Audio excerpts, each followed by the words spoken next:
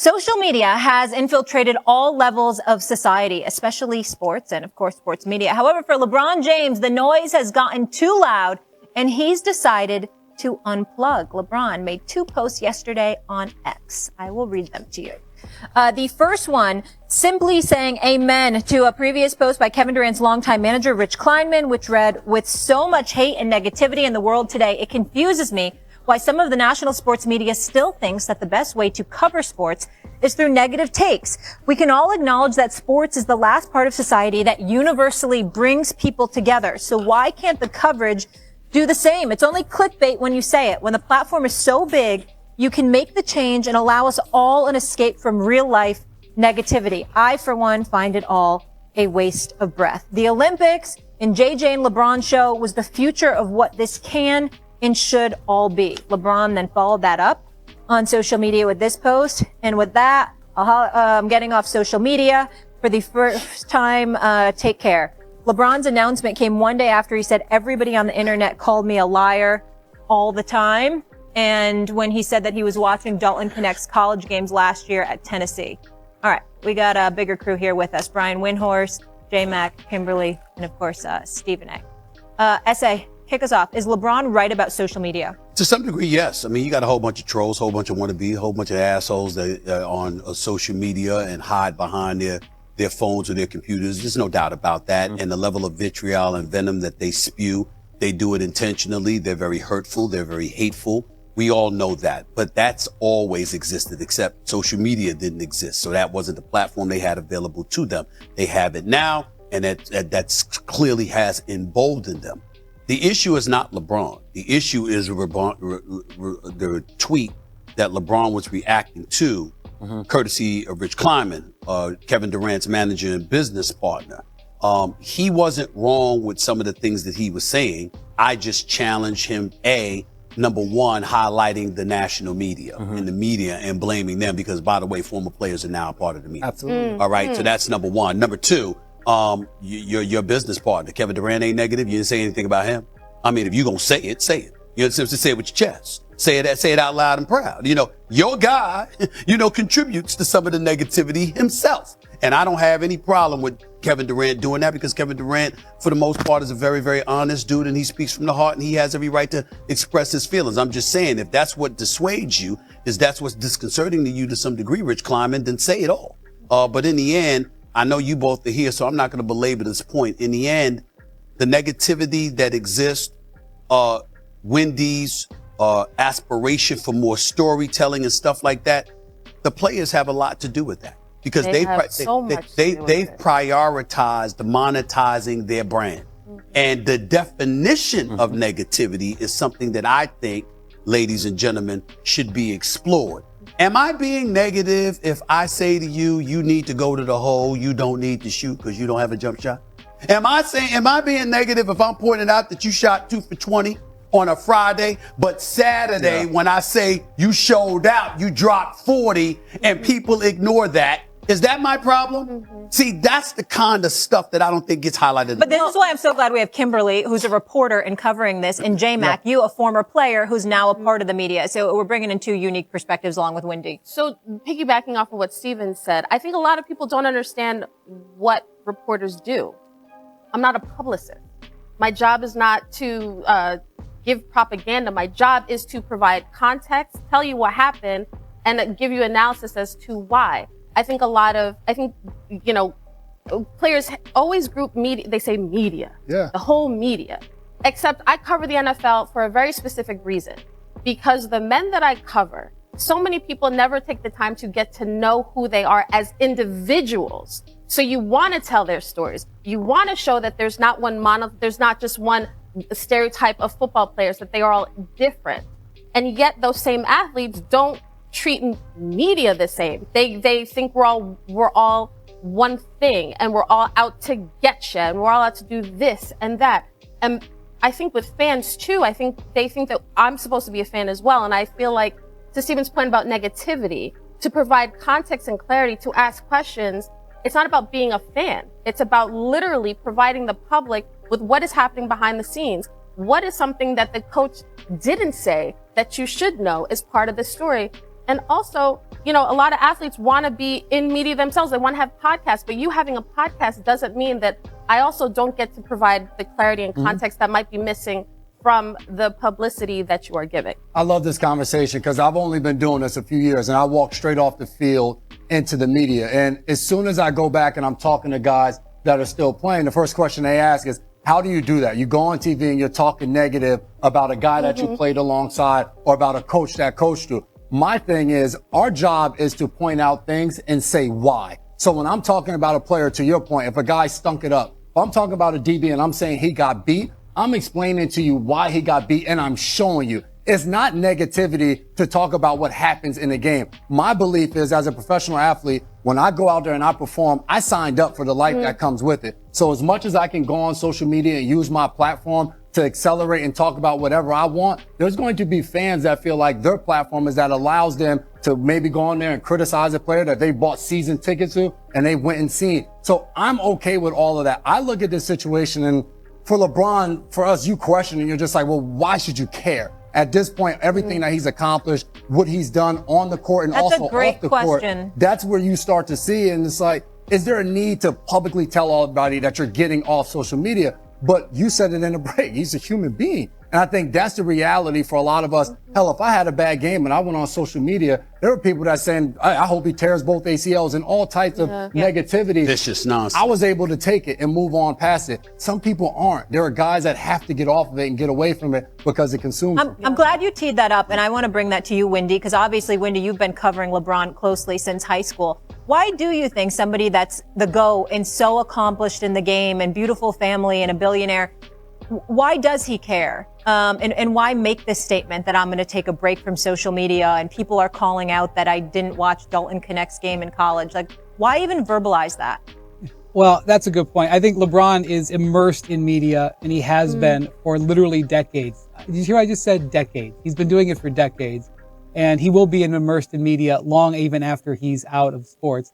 Oh, I would just point out one thing of nuance. Rich Kleiman is talking about the national media, which he's talking about us right now. And LeBron is talking about social media, which is where he's being called a liar. None of us are calling LeBron a liar. I don't think, maybe we've thought he's embellished a little bit, but I just want to point out it's two different things. I'm going to get real here on a Thursday morning. So am I. Okay.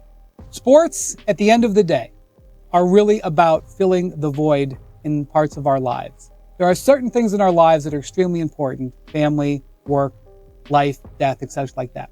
And then you have sports, which is what is supposed to be the spice of life, and it's to fill the void. And we fill this void with these games, which we all love and enjoy collectively. And then we want things around the game to help make the game more interesting. And that's what we do here at ESPN. Our job is to help people enjoy filling the void. And part of that needs to be negativity, and part of that needs to be storytelling, and part of that needs to be taking people behind the scenes and telling them what's going on in the locker room. All of these things help people enjoy better filling the void. And all I'm saying, and what I think LeBron is saying, and what Rich Kleiman is saying, is that we've lost the balance a little bit. I could only speak for the NBA. I would not imagine to try to speak about the NFL media or an NFL player. That is not my expertise. But I am immersed in the NBA, and I think we've lost the balance a little bit. And by the way, I don't think the balance is to totally get off social media. I don't think that's the answer for LeBron either. I would just say, let's use this moment while this is being highlighted to maybe challenge all of us, and this includes the NBA itself, the players, the media covering it, to let's try to seek more of the balance again. That's all. Okay. Well, you have your real interpretation of things. Allow me to give you mine. To some respect, they're absolutely right with what they said, and as we have acknowledged. To some respects, they're full of it. Because they're absolving themselves from their contribution in all of this. LeBron has over 150 million social media followers. You watch the shot? You see this show Starting Five that they got out now? Oh, this is just rife with just flowery stuff, huh? You know what I'm saying? There ain't no negativity whatsoever, huh? Really, nothing at all. Nothing at all. When you do a podcast, as you had with JJ Redick knows his basketball inside and out. LeBron is a savant. There is nothing to be questioned about that. When they dissect stuff, Wendy, as they did, even though you ain't say no names, you provided the ammunition for names to be attached to highlight the negativity of others. You think that was accidental? That was just an accident that just happened. I was born at night, not last night, as most people can say. Who the hell do they think they talking to and talking about? You Rich Kleiman, you got 35 inches. Kevin Durant's doing great things. They're doing great things with 35 inches. Outside of 35 inches, you got people talking about Kevin Durant's life is chaos. I don't know any truth to that whatsoever. You know why we don't know? Because we don't investigate, because it ain't none of our damn business. The game is. Do we get appreciated for that? No. LeBron James' son comes into the NBA. And there's some criticism that came along with it. Did it come from here? Did it come from a lot of people on these airwaves? Nothing but respect for that family, first family of basketball. Root for them the whole nine. Who invited the scrutiny? LeBron. Because you went out and announced to the world before it was earned, that's what you wanted. We got Bill Maher on Real Time on HBO. Do never talk sports. Talking about, I hate this. I hate the fact that his son is on there because you know what? It's about a meritocracy and stuff like that. And people picked it up. Why? It wasn't because of Bronny. It's because of LeBron. So once again, what we have as a situation is people sitting on their perches, looking down upon the commoners, highlighting how, oh my Lord, can't we be better? Can't we be more positive? Wow. How did you become successful? It wasn't just playing. It was learning to feed off of the narrative to build your own brand and your own cachet so you could disseminate. Then you go out there and you got other people having podcasts and stuff like that. What role you played in sponsoring them? Highlighting what they bring to the table and maximizing through monetization what they would bring to the table in this industry. But then you gonna sit up there and go like this, well, we could be better. Wendy's right. Wendy's genuine. He's talking to us about storytelling, about recapturing the balance. No problem. Wendy, my brother, I got you. You totally right. I don't want to hear that nonsense from them. Who the hell y'all think y'all talking to with your hypocritical asses? You ain't getting away with that. You feed off of this. You profited off of this. We hoping to make the kind of money they made already. Not just by playing, but by the way you've manipulated the proceedings to position yourself to gain even further cachet. And then after you do that, all of a sudden you throw up your hands, go like, what's wrong with us? Can't we be better? Can't we be more positive? That's the BS that needs to be called in the carpet. Play basketball, handle your business, save the lecture for other people when you're fed off of it all of these years. That's my point. Any comment about that? No, I agree with your point. And I look at this even from LeBron as what comes next. Because to our point, we're like, why make this announcement? Why do all of this? I wouldn't be surprised because you made up a great point of him understanding how all of this works and using it to his advantage. I wouldn't be surprised if the next thing is he announces something that he's doing as a different wave of media to present that and say, now we're looking at him, we're like, well, why the hell is he saying this? And then a year from now, a few months from now, he's dropping something. He's saying, you know what? A spin on national media, a spin on social media. This is something that I'm presenting of a way to be more positive. Can I say this? As a favor to everybody here on this set in the Wendy and on remote, what I would like everybody in America to do is to look into all the business ventures in media that LeBron James and Rich Kleiman have. And let's see how positive those things are all the time. I'm quite sure some of them are. It's impossible. But I'm quite sure all of it ain't. My point is, you here in the muck and mire. Why are you acting like you distant? You right here with the rest of them. You right here in this business, contributed to that stuff so you can ultimately elevate your profile, not your profile, but your brand and its cachet so you can further serve to monetize off of it. Who you fooling? Who you fooling? This is the kind of stuff. And then somebody like me go on the air and I get pissed off about it. Everybody like, oh, what's up? What's up? Listen, do we need to get into the connections that you have with the athletic world? How you had those connections and how you've helped materialize it into building their brand and their cachet so they can monetize it even further. And I can point to an abundance of stuff that's very, very similar to the first cakes of the world, supposedly, and other things that aren't necessarily paragons of virtue. And oh my Lord, we're on our way to heaven because we always say the right things and we just spew nothing but positivity. You trying to tell me that's what you doing? We know better. We know better. Wendy, am I lying? You the one that want the balance. Am I lying, Wendy? No, of course, there's no way you could operate anything in the world that's all positivity. But we also should strive not to make things so much about negativity. I think both things can be true. Yeah, but what about this? Again, we go back to this. What's the definition of negativity? Wendy, I've seen you on TV. You know what, Wendy, we've talked on several occasions, publicly as well as privately. This team has to play better. This guy is not playing well. This guy is just shooting erratic. This guy is never healthy. This guy's got to fix the tardiness. This guy has to get his attitude together. This guy is having a cancerous effect on the locker room. Those things, Wendy, might be considered extremely negative to them. To me, to Kimberly, even to you, all we doing is telling the truth. And by the way, we're avoiding your personal stuff. See, this is where I get them, y'all. This is where I get them. I don't get into personal. I can't even tell y'all the personal stuff that I have seen. Mm-hmm. You don't hear nothing about it from me. That's your business. I don't roll like that. Oh, no. We ain't doing that. But what you do on the playing court or field is public. It's for public consumption. Mm-hmm. Is that negativity or is that real?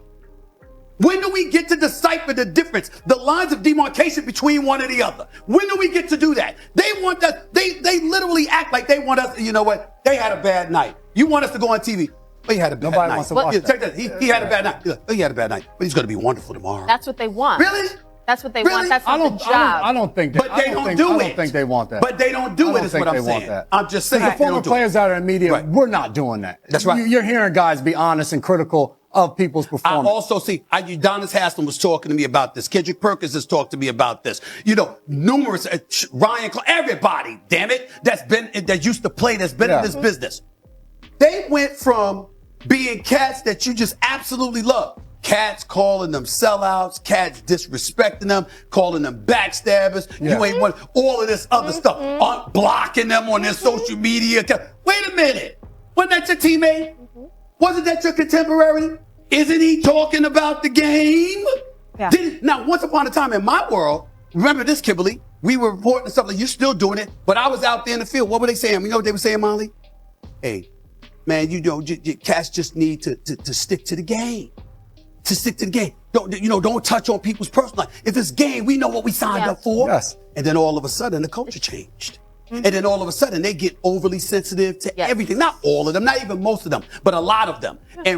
And then you have somebody like a LeBron, the ringleader with that. Oh, he's a master. He ain't coming in front of the camera and saying all of that. But behind the scenes, oh my Lord, you talk about somebody that know how to stir the cup. That brother is a master, an absolute master. But in front of the camera, it's not that big of a deal. Behind the camera, talking sifting through all the relationships that he has. Trust me, I'm telling you what I know. The things that I could say. Stephen A. Oh my God. I gotta get into commercial break. I'm not gonna do it. Oh, trust me. Okay. Hold on, Wendy. I gotta go to break. Was that right? I'm not talking you out of it. Wendy. I'm not saying you're wrong. No. Wendy, social media breaks are healthy. We're right. You can co-sign that. All right, coming up.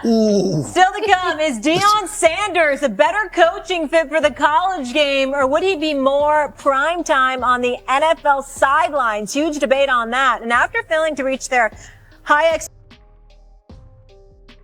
Thank you for watching so far. Leave your comment below. And don't forget to subscribe so you don't miss any detail. A hug and see you next time.